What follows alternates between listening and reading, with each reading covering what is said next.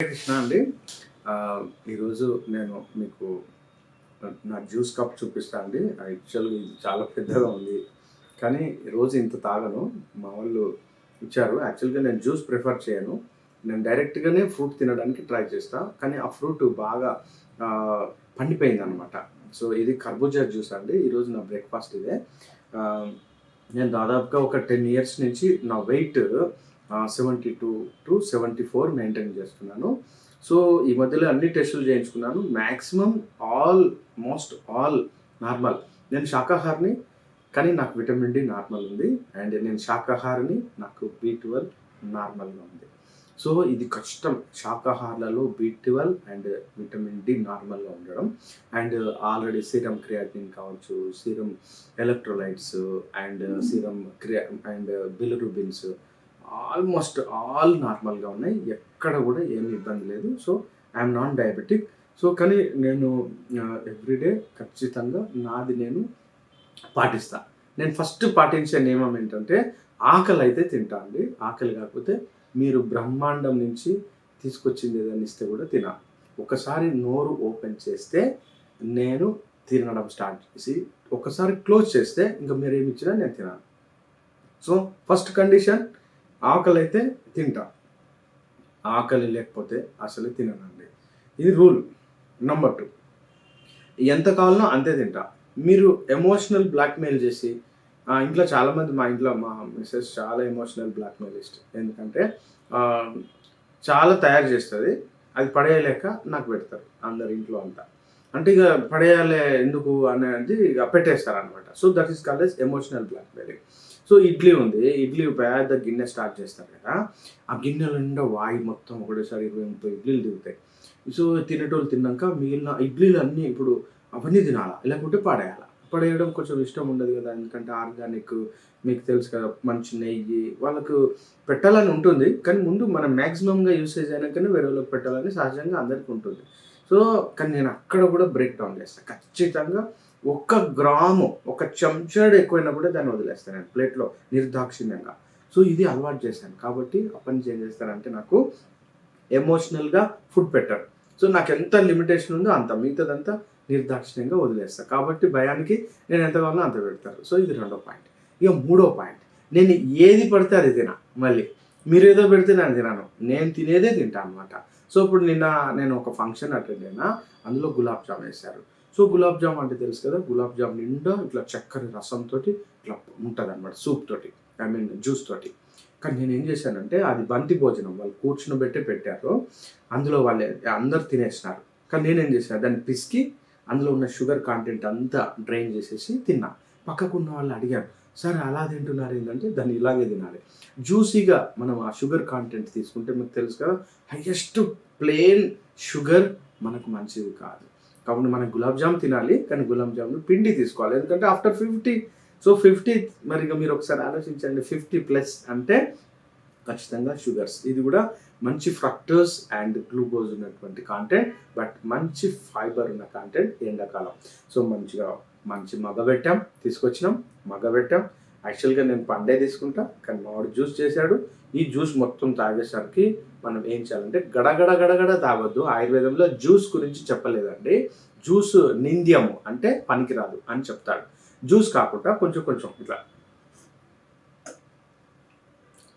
మొత్తం అంటే మొత్తం పరచుకోవాలా. ఎప్పుడైనా కూడా జ్యూస్ ఎప్పుడైనా నోటి నిండా పరుచుకుంటే మన శరీరంలో లాలాజలం ఉంటుంది కదా! అది డైలీ 5-6 లీటర్లు సర్క్యులేట్ అవుతుంది. సో, ఎప్పుడైతే ఈ లాలాజలంతోటి ఈ జ్యూస్ మిక్స్ అయిందో యాక్చువల్‌గా ఈ జ్యూస్ నిండా ఫుల్లు షుగర్ ఉందండి. షుగర్ అంటే ఫ్రక్టోజ్ ఉంది, గ్యాలక్టోజ్, మాల్టోజ్ ఇట్లాంటి పేర్లు ఉన్నాయి కదా! నేను నిన్న చెప్పాను. గ్లూకోజ్. సో, ఈ గ్లూకోజ్ వెంటనే ఇక్కడ ఉన్నటువంటి టయలిన్ అనేటువంటి ఎంజైమ్ తోటి రియాక్ట్ అయింది. బ్రెయిన్‌కి పోయింది. బ్రెయిన్ హ్యాపీ అయింది. వెంటనే ఈ యొక్క గ్లూకోజ్ మాలిక్యూల్ డివిజన్ స్టార్ట్ అయింది. అంటే జీర్ణక్రియ ఇక్కడే జరిగిపోయింది.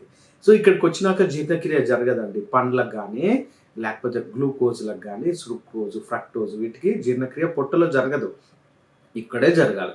కాబట్టి పండ్లను ఉపయోగిస్తూ మాత్రమే ఆ ఫ్రూట్‌ని తినాలి. కాబట్టి అందుకే దాన్ని పండ్లు అన్నారు. పళ్ళు. చూడండి 2 సేమ్ కాంబినేషన్ కదా! మనము ఇప్పుడు ఈ జ్యూస్‌ను హ్మ్. ఈ మధ్యలో నేను జనగాం పోయినప్పుడు అక్కడ ఓల్డ్ మోడల్ ఇసుకలో వేయించేటువంటి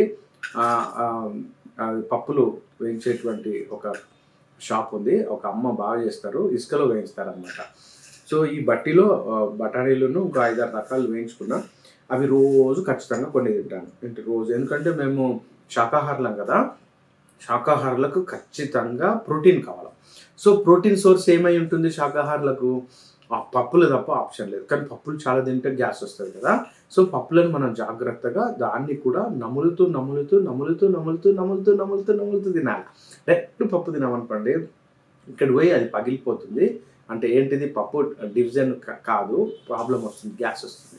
సో పప్పు కూడా ఖచ్చితంగా ఇలా ఒకటి ఇది మహా గట్టిగా ఉంది, పండ్లకు గట్టిగా వస్తుంది కదా. ఎప్పుడైతే పండ్లు గట్టిగా మనకు ఫీల్ అయినాయో బ్రెయిన్ యాక్టివేట్ అవుతుంది, లాలాజలాన్ని స్రవించడం స్టార్ట్ చేస్తుంది, జీర్ణరసాలను అది ఇవ్వడం స్టార్ట్ చేస్తుంది. అందుకే పప్పు కూడా ఏం తిన్నా కూడా చాలాసేపు ఎంజాయ్ చేస్తూ ఆ యొక్క టేస్ట్ను గుర్తుపడుతూ, ఆ టేస్ట్ను ఎక్కడెక్కడ తీసుకున్నామో గుర్తుపడుతూ జ్ఞాపకం చేసుకుంటూ మెల్లగా తినాలి. సో యాక్చువల్గా ఇది టాపిక్, కానీ యాక్చువల్లీ ఇది టాపిక్ కాదు. నేను యాక్చువల్గా ఇది ఒక టాపిక్ చేద్దాం అనుకున్నా.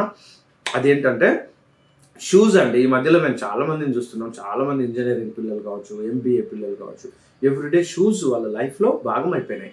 యాక్చువల్గా మన ఇండియాలో షూస్ పనికిరావండి. ఎందుకంటే షూస్ ఎక్కడ పనికొస్తాయి అంటే మైనస్ డిగ్రీస్లో ఉన్నటువంటి దేశాలలో షూస్ పనికొస్తాయి. కానీ మనం తెలుసు కదా, మన భావదారిద్ర్యం, మనం షూస్ లేకుండా బతకలేకపోతున్నాం. ఎందుకంటే మెయిన్ రీజన్ మన యొక్క అంటే అటైర్ మారిపోయింది, మన యొక్క వేష భాషలు మారిపోయినాయి. సో యాక్చువల్గా ఎక్కడో ఈ పశ్చిమ దేశాలు, ఈ నార్త్ ఈస్ట్లు, ఇట్లా బాగా చల్లనైన ప్రాంతాలలో వాళ్ళకి చలి బాగా ఉంటుంది కాబట్టి వాళ్ళు సాక్స్ అండ్ షూస్ వాళ్ళకి తప్పదన్నమాట. కానీ మన దేశంలో అంత అవసరం లేదు, మనం చెప్పులు వాడితేనే బెస్ట్.